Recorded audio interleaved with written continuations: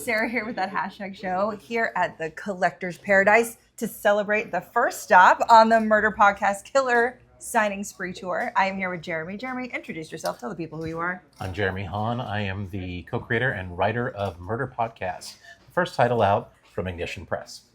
Exciting. If you don't know Ignition Press, fix that because Yes. it's great. I went to their burlesque show at San Diego Comic-Con. Just going to talk about it for a minute. You're welcome. It's an amazing time. It was an amazing time. We had a blast at San Diego. It was kind of a great way to kick things off and show everybody, that we're about making good comics and having fun. I love it. And that is important because I think a lot of times the comic industry gets really stuffy now. Yeah. We used to be all about fun, all about saying something important, and then it just became I know all the things. Right. We know some of the things. Some of the things. And what I really like about Murder Podcast is you are a little bit tongue-in-cheeky and making fun of a whole other industry, which I'm a big fan of. Right. I'm not going to stereotype myself as a woman, but, true crime. It's my bedtime story. Yeah. I think people of all the genders really love true crime. I love it. A lot of my friends do. And I wanted to take a look at it, and play it lightheartedly, but still, it's out of love. I love it. So tell everyone a little bit about what Murder Podcast is. Yeah. So Murder Podcast is the story of a cursed podcast that unexpectedly shows up in people's feeds, pops up next, and, it's a cool podcast, and you decide you're going to listen to it. And a few seconds in, you lose yourself, you go into a fugue state, and then no matter what happens, you murder everybody around you. So if that happened here and you were listening to it, you would just, pulp me. Everybody's out. Where did the inspiration for this come from? I mean, it was literally during the pandemic, we set up a fire pit, and I would make cocktails, and 10 or 12 of us would get together and have safe drinks, right? Mm-hmm. And that just continued because good drinks and good hangs are kind of the best thing. And invariably, when you're sitting down, having a group, you'll break off into little different conversations. Yeah. And I kept hearing something in another conversation in the group, and it was and then they sawed his head off. And I was what horror movie are you talking about? Mm-hmm. And it wasn't a horror movie. It was actually, they were talking about an episode of a true crime podcast. Incredible. And so it got me thinking about, that really in a lot of ways, true crime is more horror than horror. The things that we do to each other as humans are terrible. And so I wanted to write something that kind of bridged my love of horror with true crime itself. I love that. So I've only been able to read the first one that's out so far. Right. And what I love about true crime too is especially I love My Favorite Murder. Right. I love Serial. I love a bunch of them. Right. I go to sleep to Forensic Files. It's fine. Is that they handle this balance of levity and the darkness. Right. So with what I've read right now, it's pure darkness. Right. Not pure, that's the wrong way to say it, but it's a lot of darkness. Right. So talk to me a little bit about the journey that we're going to go on in this story that you can share. I mean, it is a complex journey, and ultimately it is a horror story. But I think that my one of the things I wanted to do was really write a love letter to fans of true crime.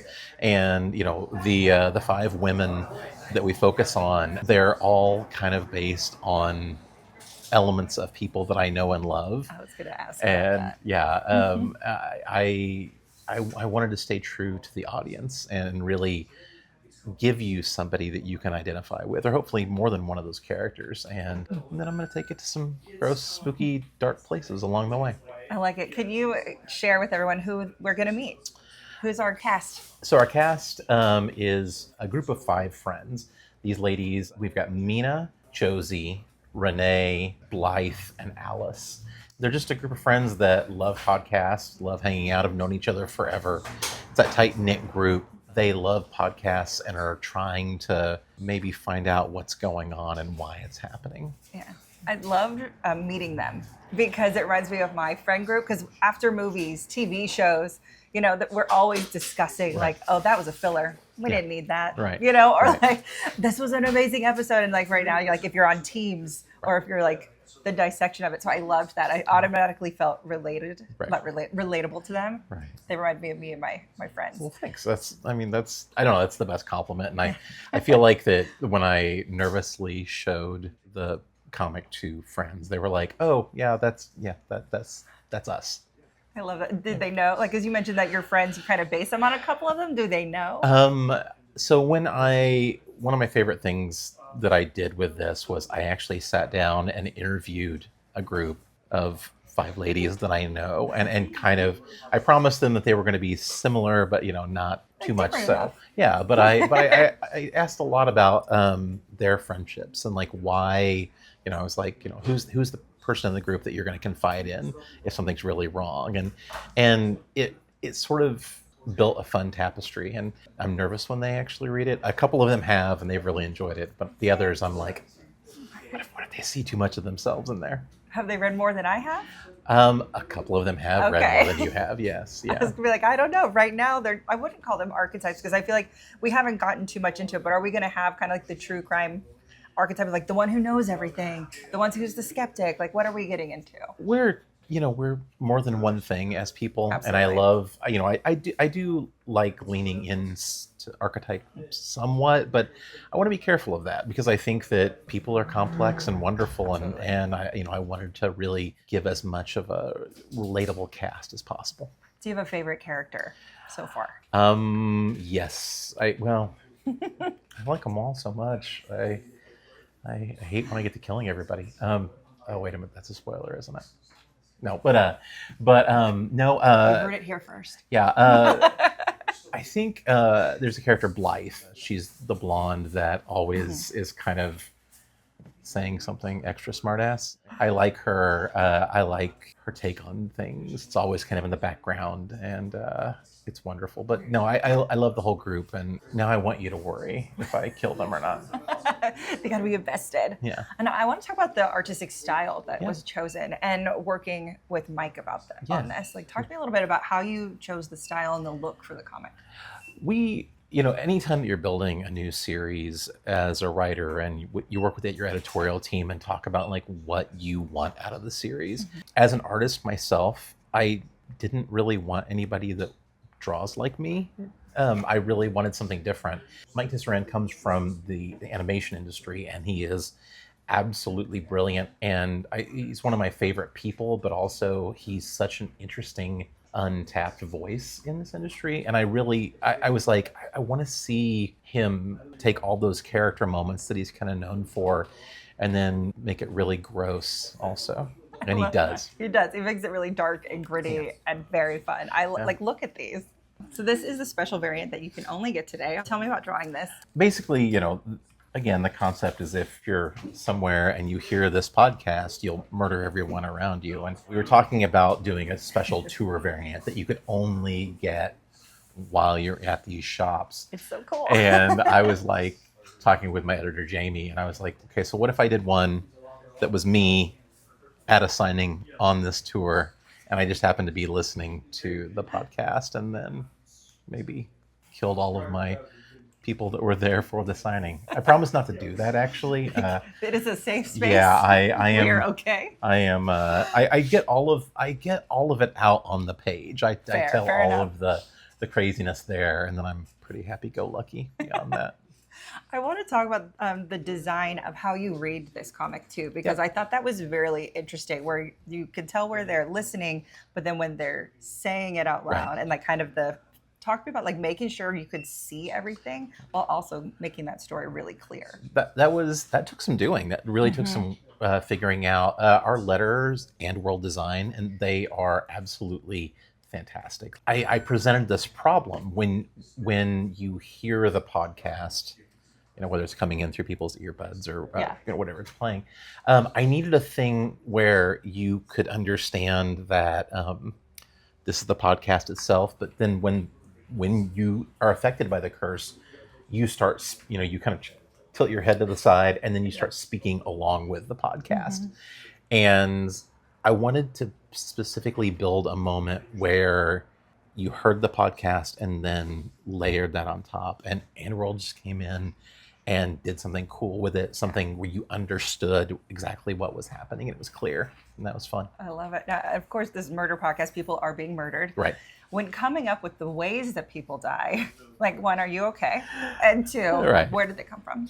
I'm a pretty creative fella. Okay. I'm not really thinking about how to actually ever hurt people. Here's a little funny thing. I'm a complete wimp when it comes to real blood, violence, and death. I went to the Museum of Death here in LA. Love it. Okay, well, you're tougher than I am because I walked in and I got through maybe one room, and then I was looking at my shoes. And I was like, I can't do this. And I was walking faster and faster, mostly just looking at my shoes. Yeah. And this really lovely docent was standing there talking with a wonderful couple. And they were like, and here they're flaying this man. And I was like, I can't, I gotta go. And so I went to look at the skulls and stuff like that. But when it comes to actual human pain and suffering, you can't really do it. In a story like this, it's horror, it's effect. It's not real. Yeah, it's not. It's very, very not real. And so it's just, I think I just, again, exercise the thing in me that thinks about violence or anything like that, and just get it out on the page. Yeah, I mean, we watch horror movies. We see things that happen. Exactly. We listen to murder podcasts. Exactly. And hear things that happen. Right. I feel like I need to let everyone know, I don't love murder. Right. I find the museum fascinating. Sure you don't. No, I get it. No, you don't love murder. I think it's Am more... I safe right now? No. Okay. I think it's just human condition, which I think is like one of my favorite things about horror and a comic like this is you get to kind of explore darker subject matter in a very interesting way, in a way that's a little bit more accepted. Right. Well, and I think it really, like, horror is such a great vehicle to talk about society. And, in the darkest times of humanity comes really great horror. And that was something that we've seen as far back as Night of the Living Dead. They were talking about race relations a lot in that film. And I think that that's the thing. You're shining a light on humanity, who we are, how we are, and then making it kind of fun at the same time. I mean, comic books are also a place that is known for doing that as well. Exactly. So it's absolutely. Like combining the best of both worlds. Right. Yeah. So can you tease a little bit about what's going to come in episode 2? I'm calling it episode 2. I don't know if that's the official name. What's coming? More murders. More death. More things. More murdery stuff. There's going to be a really nice slow build of understanding what is happening and why it's happening. I think that the relationships between the characters, we learn more about them and why they are somewhat fragile, those relationships.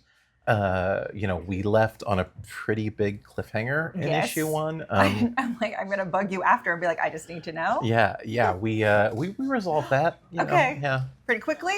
Yeah. I was always a big fan of, I think Supernatural is like one of the best examples of it. You had this incredibly huge thing happening. Yeah. And you're like, I don't even know how this is going to be resolved. It'd be like the season cliffhanger. Yeah. And then you'd start episode 1 and they'd be like, oh, we just fixed, you come in and they cut the guy's head off and it's done. I like getting through the thing and moving on. Okay. Sometimes there's going to be extreme consequence. One of the great things that we've done with this is at Ignition, we really believe in working ahead. So right now I am currently writing issue 7. Oh, so I know where this is going. I've really leaned into building this story and telling the story. Mike's drawing issue 5 right now. As today, the first issue comes out. That's such a rarity in this industry. To see it. Yeah. I love sorry to read it. No. Like I want to see. Do you have a favorite murder that fans can look forward to? So one of the things that I really wanted to do with each of these is you have the opening moments and you get to see one of the murders happening. Yeah. We saw it in the first issue. Mm-hmm. That's a trend that I continue through this. They're always a little unexpected and a little different. There is, by the time we get to issue 3, I hope people still like me for one of them. It's pretty intense. At least I never hurt the animals. How about that? Okay. Yeah. The animals stay safe. Yeah. You know, we're like people. Right. It's fine. People. The dog, Yes. don't do it. Dog's got to live. That's the rule. That's the rule. I love that. Also, you brought up Supernatural. We will be talking about that after this as well. Wonderful. I love it. I think whenever you tell stories for a living, there are sometimes your stories that actually scare you. And I'm a horror writer. That's what I do. I was nervous about telling this story. I wasn't sure if it was time for me to tell it, if I could pull it off. And of all of the horror comics that I've written or drawn, honestly, Murdered Podcast is my favorite thing that I've done. So if you enjoy what I do, check it out. I love that so much. Where can they find the info? They can find it at ignitionpress.com. That's going to take care of everything you need. You can also follow Ignition Press on the socials. We are literally under Ignition Press on Instagram and anything you need. There's lots of them now. You can also find me, if you'd like, under Jeremy Haun, Jerhaun, on Instagram and Twitter and all of those things. Do people still use Twitter?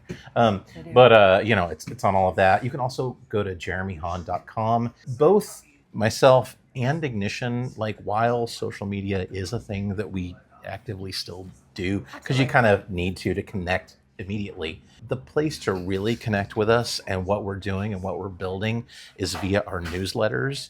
The Ignition Press newsletter is going to give you everything about all of the books that we're building, what's coming up. Next week, we have Voyeur, which is going to be coming out. That's from Leah Williams and David Baldion. And then immediately after that, in October, we've got Deluge, the new Cullen Bunn project. And we've got Roots of Madness from Stephanie Williams. These are books that I, not only as a member of Ignition, but a creator, I'm so excited about. There's great things coming. Also, if you read my stuff and you know about the beauty at all, we're bringing the beauty back. Jason Hurley and I, Amazing. with Emma Lupacchino drawing it. The book has never looked more, beautiful. So big stuff's coming. I love it. Amazing. Well, thank you so much. Thank you. We're going to let you sign some comics. Yeah. And maybe take some questions from people. All right. I love this. Awesome. All right. Thank you so much.